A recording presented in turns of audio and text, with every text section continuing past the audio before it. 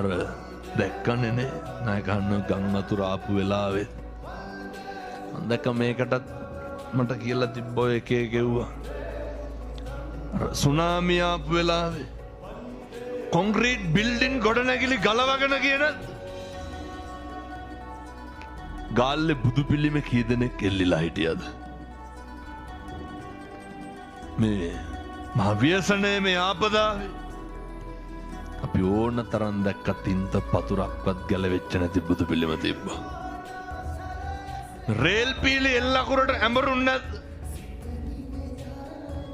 බුදු පිළිම වහන්සේලා තිබ්බ පින්නතුනි හෙල්ලිලාවත් නැතුව.